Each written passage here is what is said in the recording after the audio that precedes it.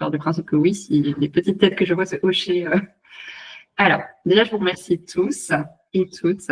Liliane en particulier, mais vraiment tous d'être ici. C'est super chouette. C'est la 4e fois qu'on fait ce live mensuel et à chaque fois, il y a plus de monde. Donc, c'est vraiment super cool. Le principe, c'est qu'à chaque fois, il y a un invité qui vient nous parler d'une thématique dont il est spécialiste en particulier. Aujourd'hui, on a Liliane qui nous a rejoint en direct de Kinshasa et que je remercie énormément. Juste pour quelques petites choses.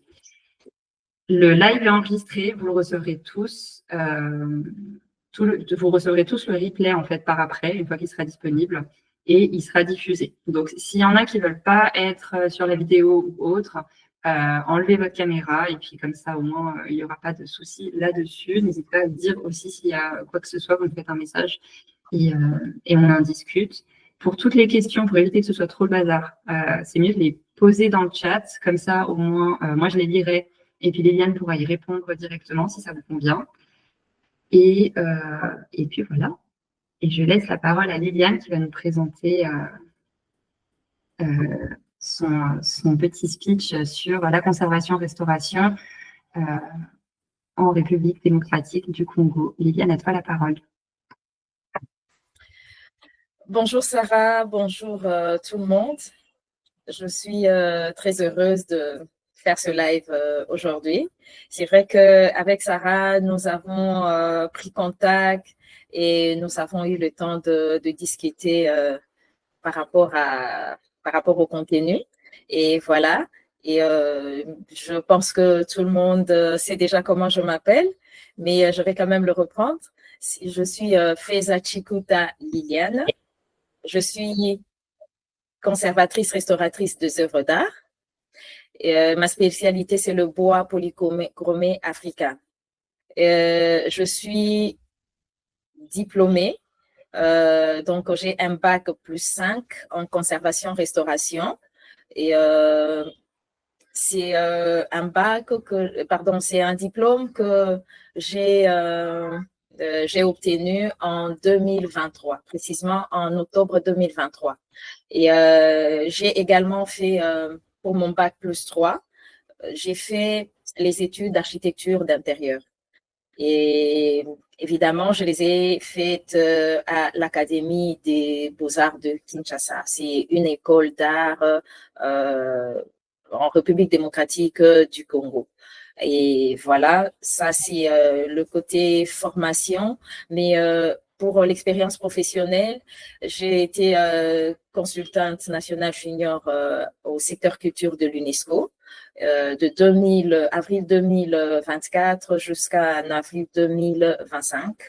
Et puis, je suis passée également par l'Institut des musées nationaux du Congo et j'ai fait mon stage en conservation préventive et en restauration.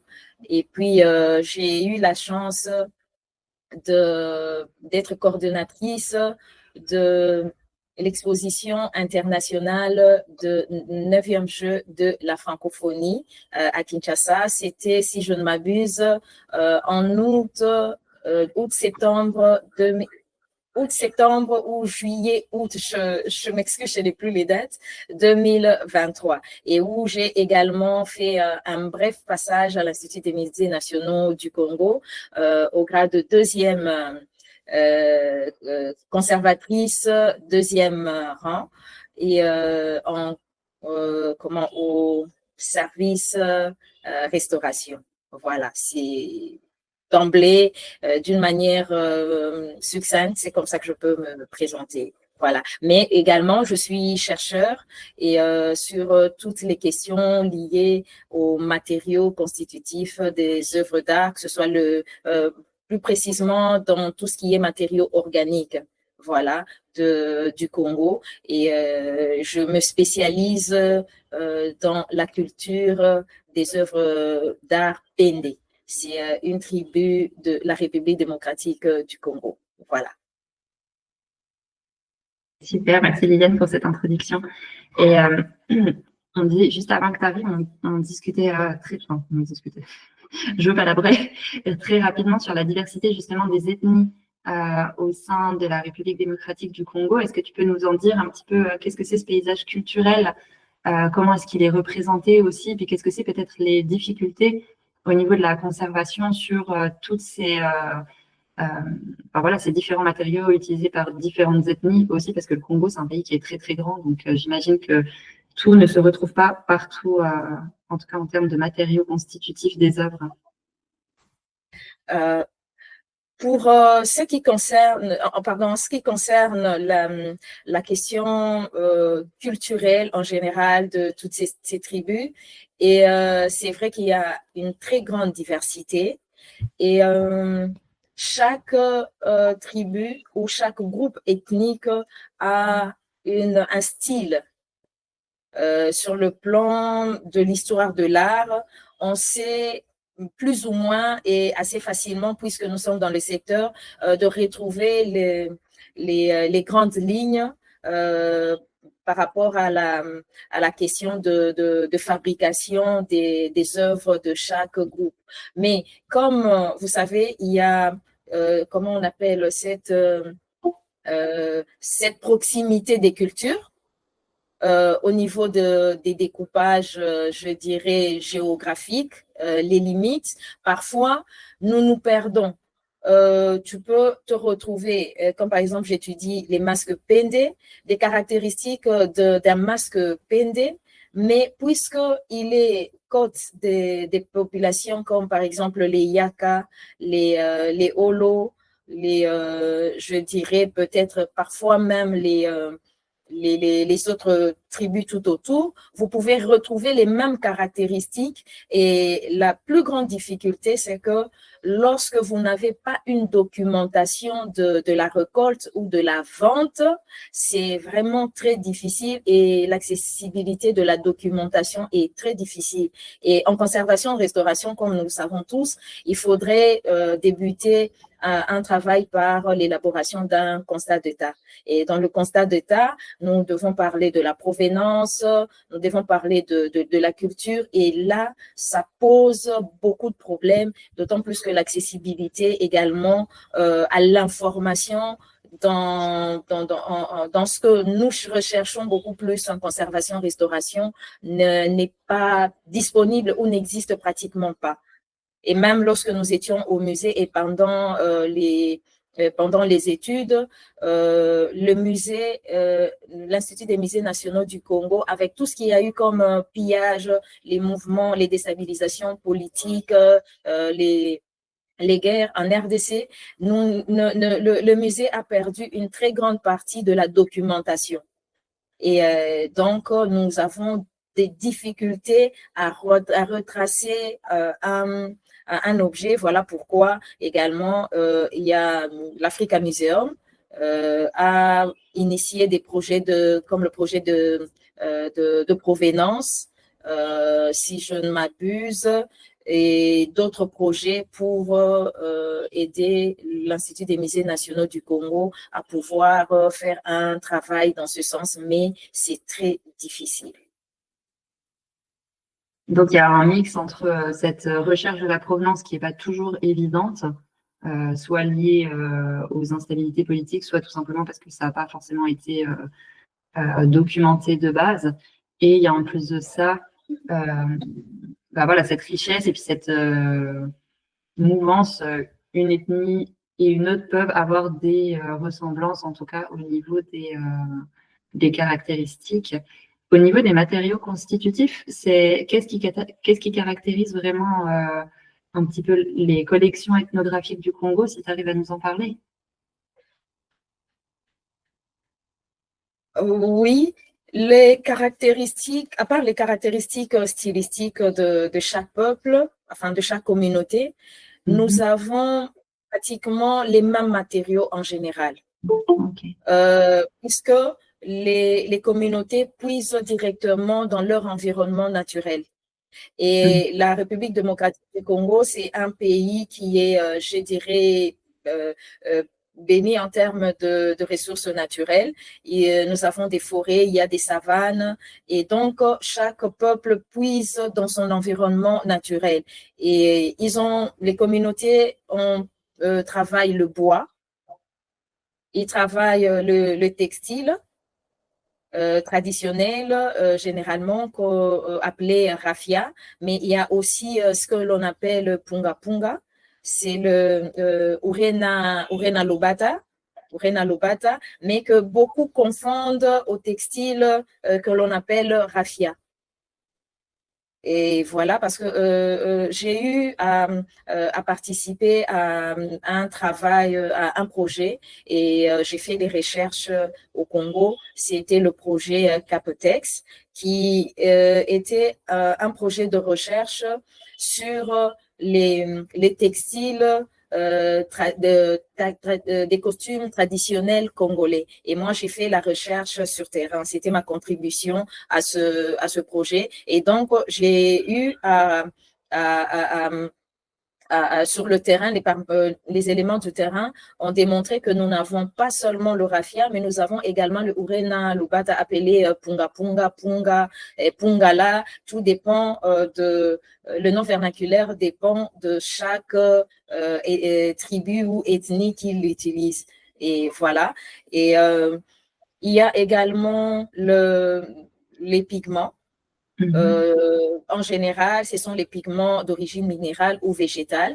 Et il y a le pigment rouge, il y a le kaolin, donc du blanc, et nous avons du noir généralement. Mais à certains endroits, ils ont également travaillé avec de l'ocre, et ils ont également peut-être travaillé aussi avec de l'indigo.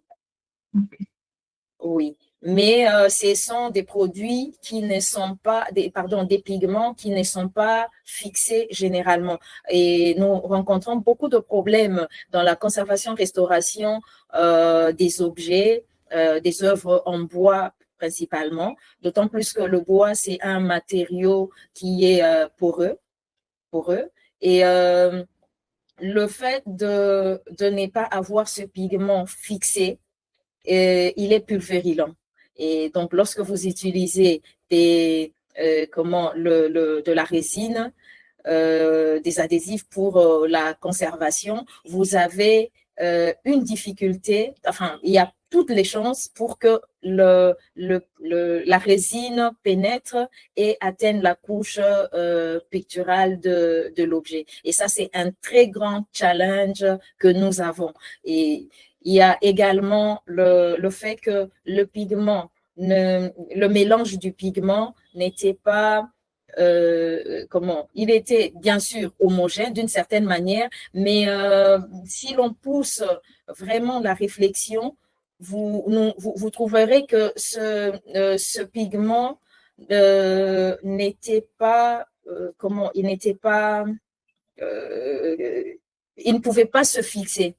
Et par rapport au mélange, le mélange se faisait soit avec de l'eau, ou soit lors des rituels avec du sang, soit avec des résines végétales que l'on prélevait directement sur des arbres.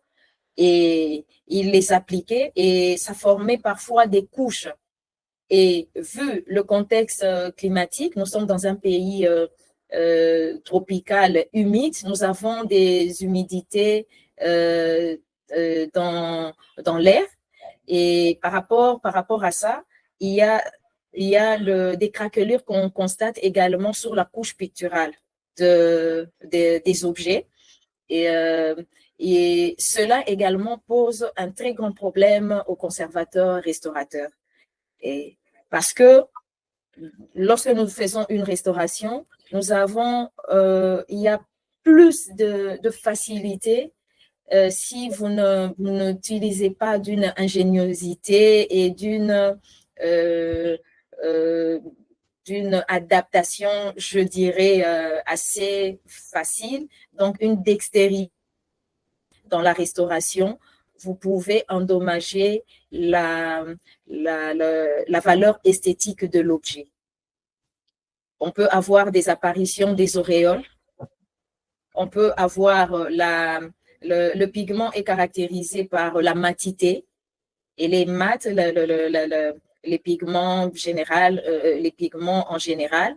Mais par contre, vous pouvez, par une restauration mal exécutée, vous pouvez facilement avoir la brillance, surtout quand on utilise des résines comme le paraloïde B72, toute cette famille. Voilà, elles peuvent facilement endommager la coupe picturale. Et puis également, le fait d'être dans un pays tropical, il y a des infestations. Nous avons des galeries dues aux insectes xylophages qui creusent dans le bois. Et ces galeries, nous sommes appelés à faire un bouchage. Et lorsque vous faites le bouchage, c'est aussi le même problème que nous rencontrons parce que le bois est poreux et également c'est un matériau hygroscopique qui absorbe et qui résorbe de l'humidité. Et tout ça, c'est vraiment un très grand challenge dans la restauration des objets, en tout cas en bois. Et le textile, jusque-là, nous n'avons pas une technique spécifique pour la restauration des textiles. Mais tout ce que moi personnellement, tout ce que je fais et tout ce que j'ai appris, c'est d'humidifier le textile et puis d'essayer de le redresser du mieux que l'on peut. Et évidemment, on peut également faire un doublage avec un tissu bien sûr approprié, ça peut être en soie, mais c'est vraiment encore un très grand challenge, d'autant plus que la conservation-restauration est une profession qui est encore très jeune en République démocratique du Congo. Les premiers conservateurs ont été, je pense, diplômés en 2016. C'est depuis 2013 que l'Académie des Beaux-Arts a accueilli le département de conservation-restauration. Oui. Donc là, vous vous retrouvez finalement avec des collections qui sont très hétéroclites en termes de provenance, qui sont similaires par contre au niveau des pigments et des matériaux employés, de ce que tu dis, et qui sont conservés et restaurés finalement par des personnes diplômées plutôt jeunes. Est-ce que tu peux nous toucher déjà un mot sur la formation vraiment en République démocratique du Congo, en restauration-conservation? Comment est-ce que ça se passe? Est-ce que vous avez par exemple des stages? Est-ce que vous avez des jumelages avec d'autres pays ou autres? Un peu, comment est-ce que ça se passe pour vous et comment est-ce que vous êtes formés pour ensuite pouvoir gérer ces collections qui finalement sont très problématiques, comme tu viens de me l'expliquer? Merci Sarah, ça c'est une question très pertinente. Succinctement, je dirais que c'est vraiment un très grand challenge d'étudier dans le contexte de la République démocratique du Congo. La formation, actuellement, le programme national a pratiquement migré vers le LMD, donc la licence, master et doctorat. Et moi, par contre, j'ai étudié dans ce qu'on appelait l'ancien programme où nous avions le graduat qui est l'équivalence de la licence, donc les 3 premières années, et les deux autres années, c'était les années de licence, donc l'équivalent du master, c'est le niveau que j'ai, donc c'est le bac plus 5. Et puis, il y a le cycle de doctorat qui était basé sur le DEA et puis le doctorat. Mais je ne veux pas dire m'éloigner. Je ne maîtrise pas vraiment les équivalences actuelles, mais c'est plus facile d'aller vers le bac plus 3 et bac plus 5. Mais la conservation-restauration, comme moi j'ai étudié, c'était un cycle de 3 ans. Donc, le niveau master de 3 ans.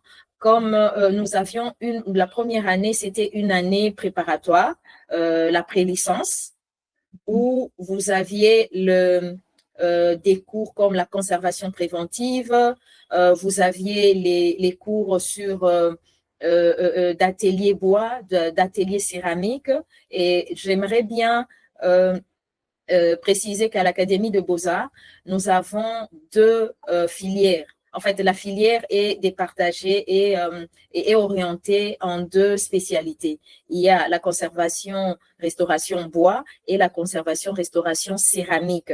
Et tout simplement, ces filières avaient été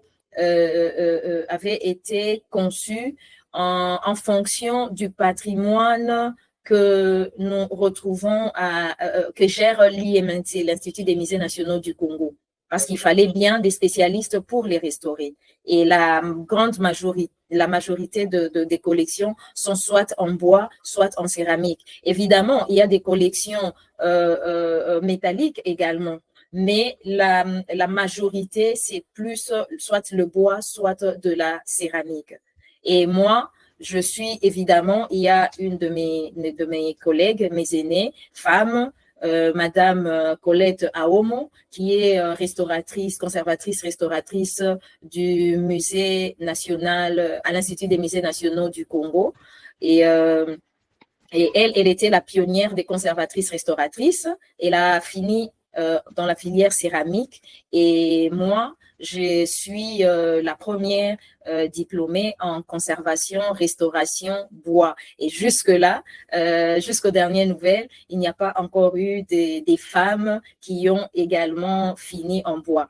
Mais il faudrait dire également que il y a ma collègue Mit, avec qui j'ai fini, Mit Makambu, qui a également terminé en conservation, restauration céramique. Voilà. Donc jusque-là, le contexte, il est des études et encore, c'est vrai qu'il y a des jeunes aujourd'hui, il y en a beaucoup, mais le contexte de la formation, il est beaucoup plus, à part les bases qui nous sont données, les cours qui nous initient, comme à la chimie, la toxicologie, l'histoire de l'art, l'anthropologie, la muséologie, la muséographie, en tout cas, il y a tout une panoplie de cours en conservation, restauration, mais la formation, elle est également basée sur la volonté, parce que la documentation n'est pas disponible. Il faudrait être dans l'environnement muséal international pour avoir accès à l'information. Ça, c'est personnellement l'environnement que j'avais créé pour mes études. Et il y a également des collaborations avec le musée, l'Africa Museum, donc le MRAC, le musée royal de l'Afrique centrale, le musée de Tervuren, qui est un grand partenaire de l'Académie des Beaux-Arts.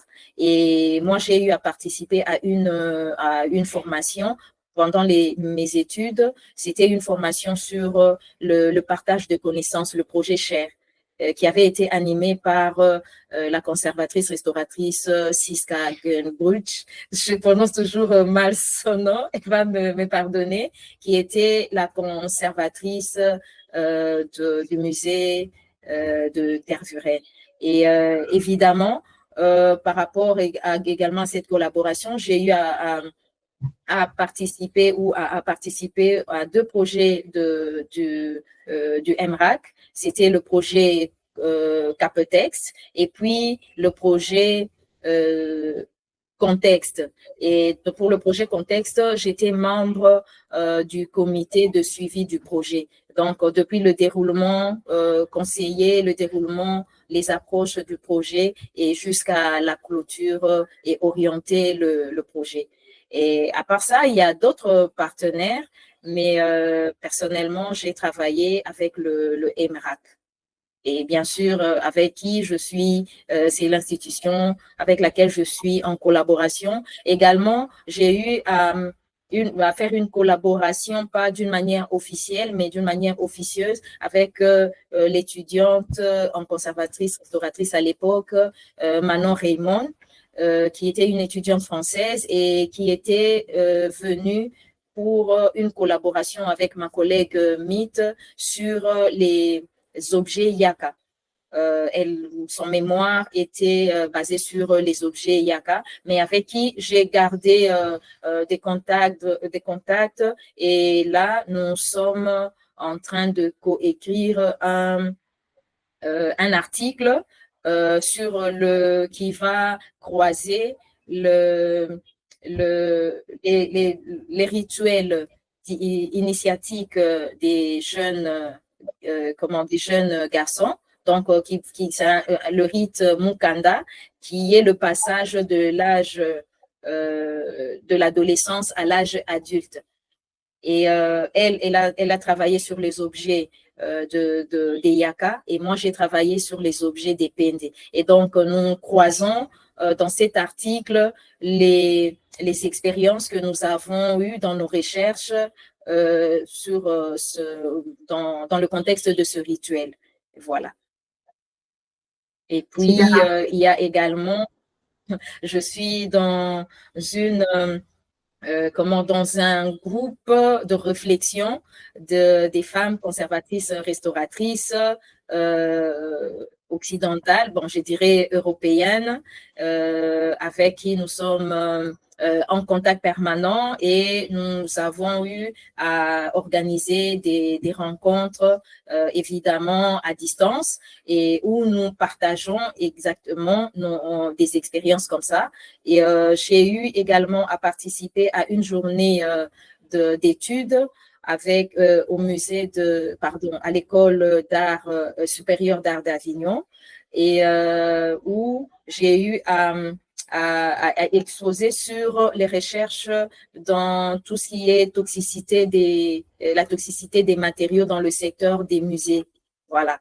Et évidemment, c'est une des matières que je suis en train de porter, et parce que par rapport à cette difficulté d'accès à l'information, d'accès à la documentation, il faudrait bien que les conservateurs restaurateurs de la République démocratique du Congo prennent le soin de mener des recherches, et puis de publier les résultats de recherche comme je suis en train de le faire en ce moment. Cette toxicité, c'est par rapport au traitement concernant les différentes infestations dont tu nous parlais tout à l'heure, c'est ça? C'est pas propre aux objets eux-mêmes? Les recherches vont dans les deux sens. Okay.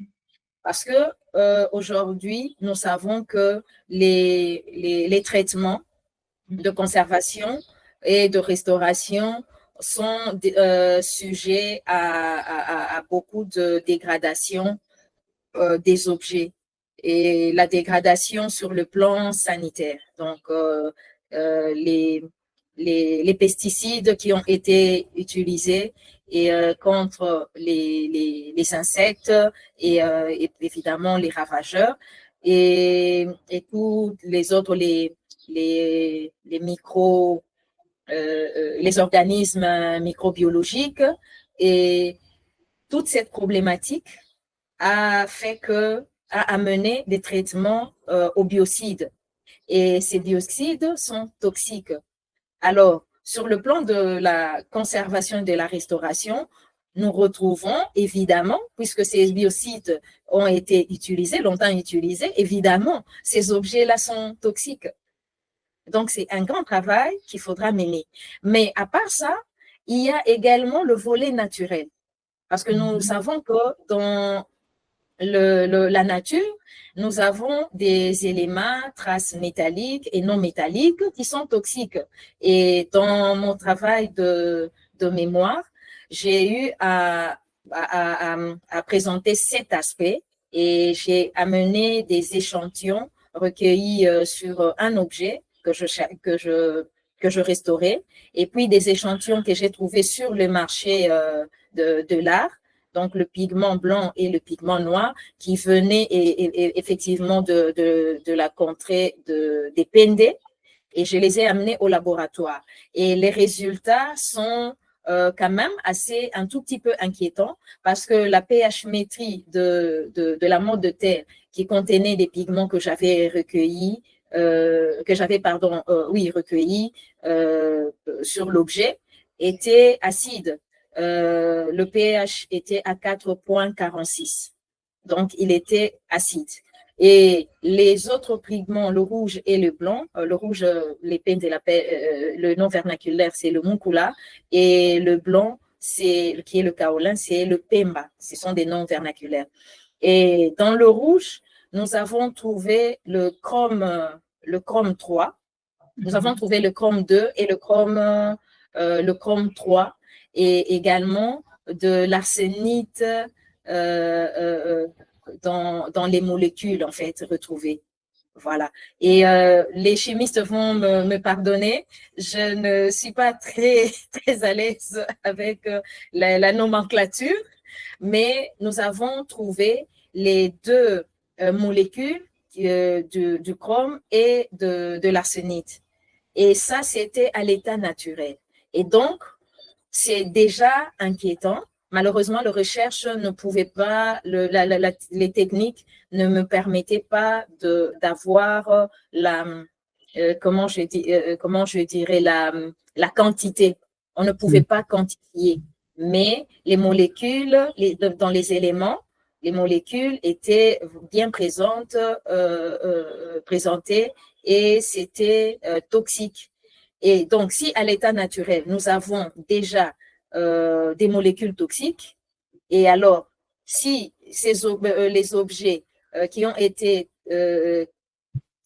été fabriqués et ont utilisé des produits venant de la nature sans passer par une transformation industrielle ou bien l'homologation de matériaux, il y a des plus fortes raisons avec les traitements, avec les conditions de conservation dans le musée, il y a plus de chances de trouver la toxicité à un niveau très élevé. Et également, la République démocratique du Congo est un pays qui est très riche, qui a un sous-sol très riche par rapport aux minéraux. Et l'extraction qui se fait, les traitements qui se font, tout est déversé dans la nature.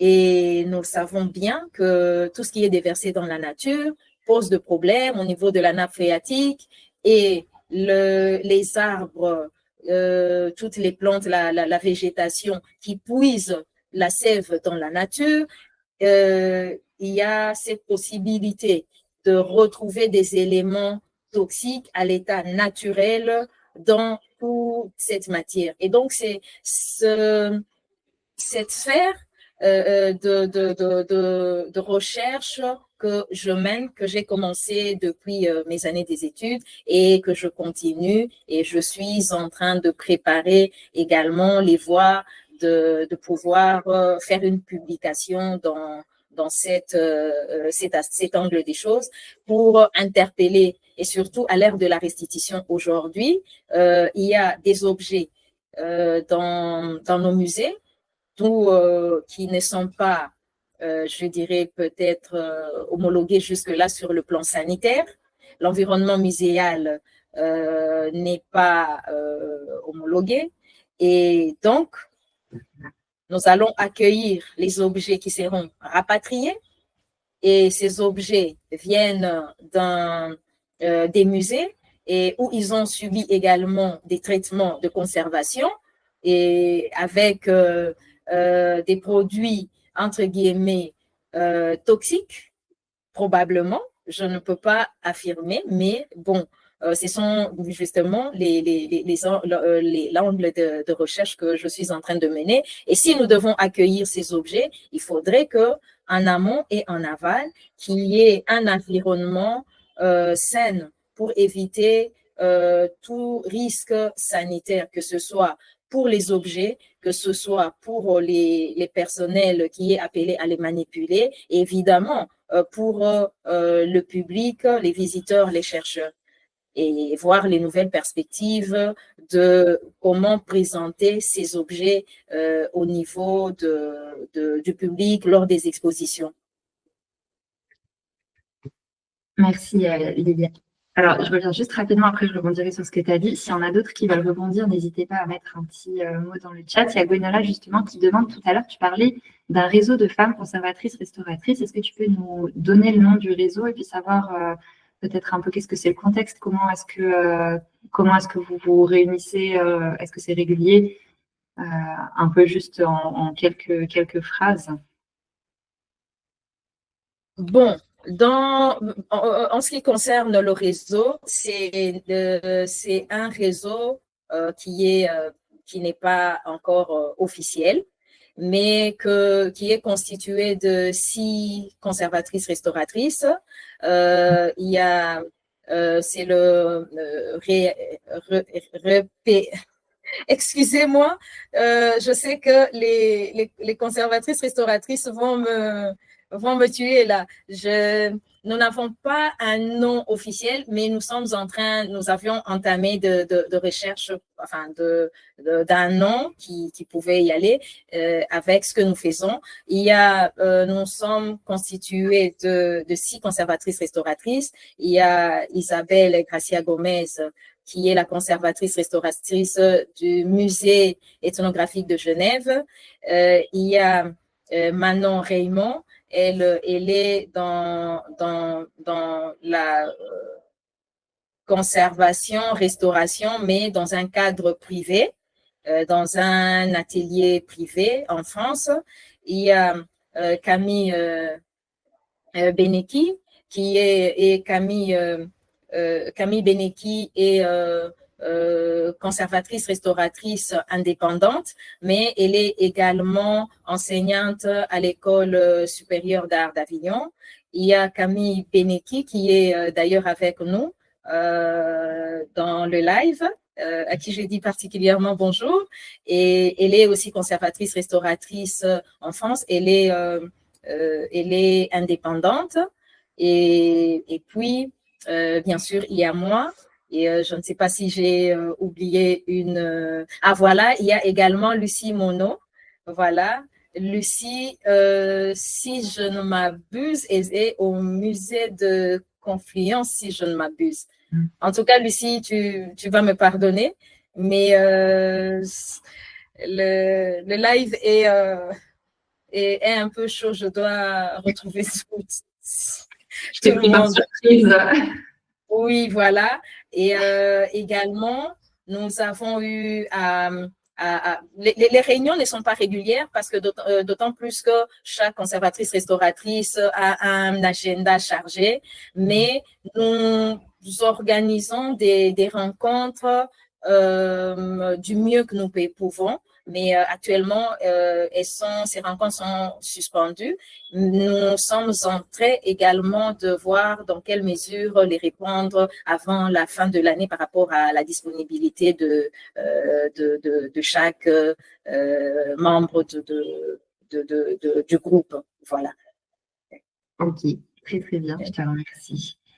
Je ne sais pas s'il y a d'autres personnes qui ont peut-être des questions sur justement la complexité peut-être des objets traités. Moi, j'en ai encore une petite. Tu parlais tout à l'heure de la restauration-conservation de textiles.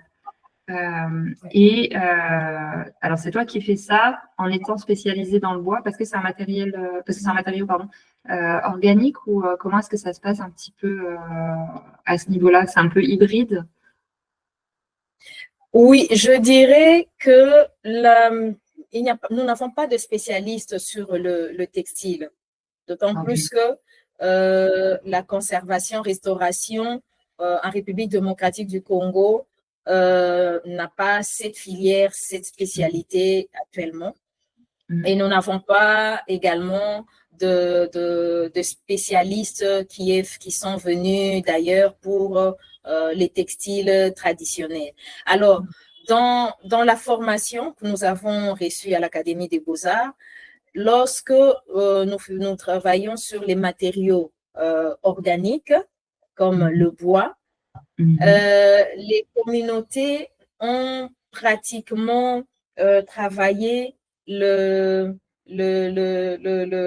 œuvres d'une manière où on retrouve un peu de tout. vous avez le bois, vous avez les textiles, vous avez tout ce qui touche, par exemple, je ne sais pas comment vous pouvez les appeler, les coris.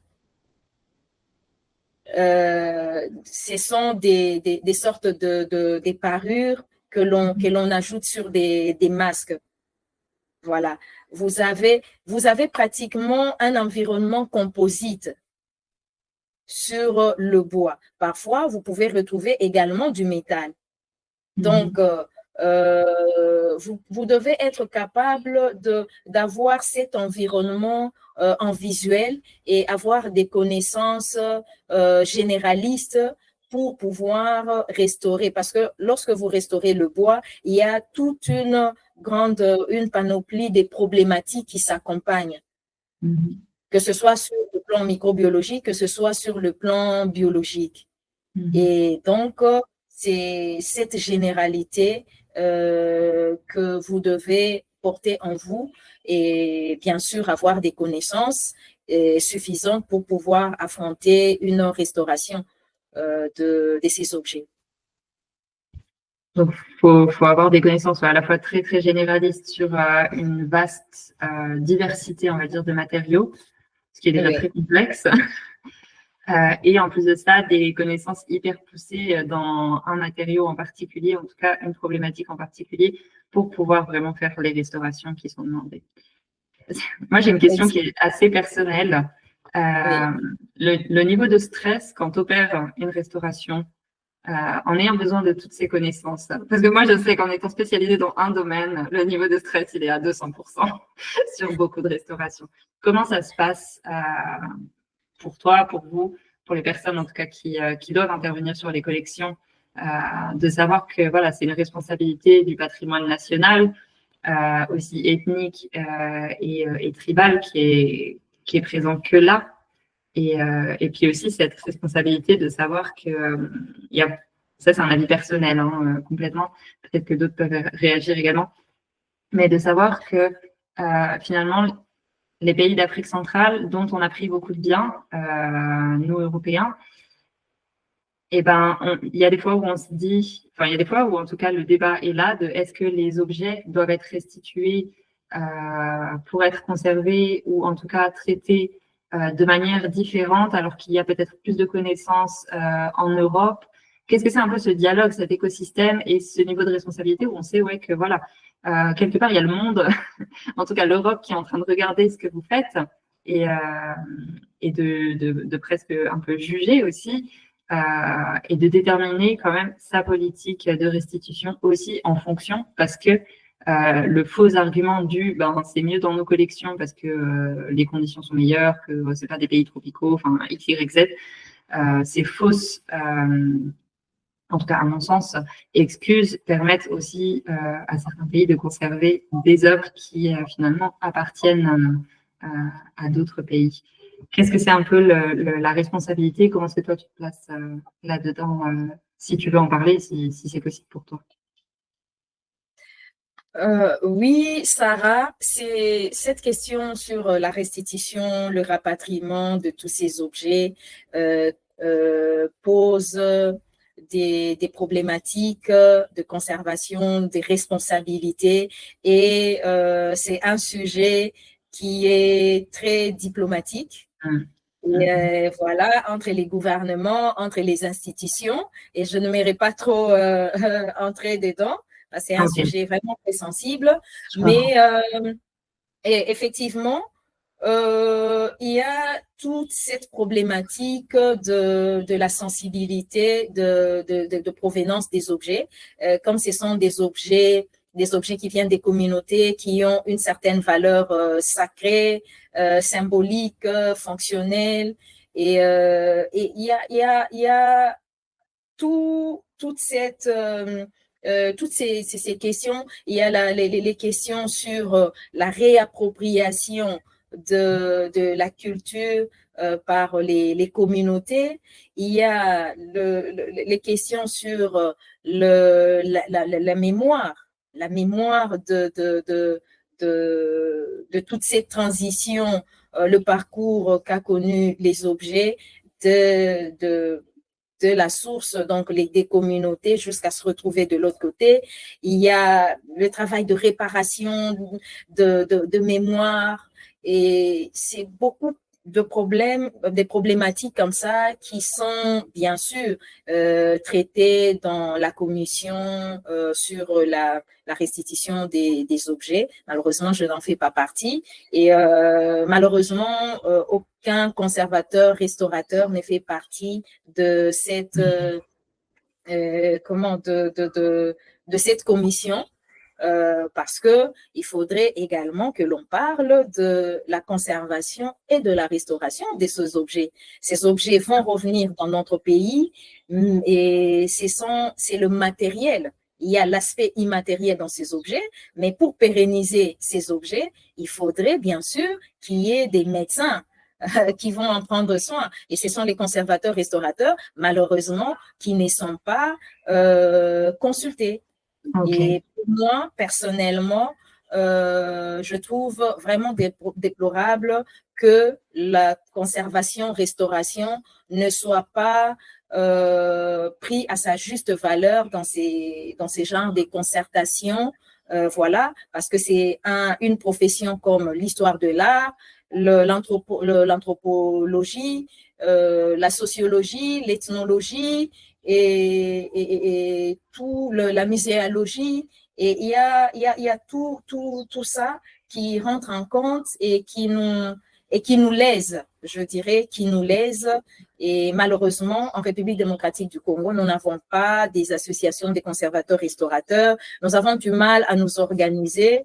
Espérons que mes confrères et mes collègues vont pouvoir nous aider à mettre en place une structure qui sera une voie officielle de conservateurs-restaurateurs en République démocratique du Congo. Personnellement, j'ai mené des démarches auprès de 2-3 personnes à qui j'ai en parlé, mais ça n'aboutit pas parce que ça implique également les finances. Et donc, tout ce qui touche aux finances devient encore très sensible et problématique. Et voilà pourquoi moi, personnellement, je me suis lancée dans la recherche et sur tous les plans, beaucoup plus sur les questions de conservation et restauration de l'aspect matériel des objets. Voilà. Okay.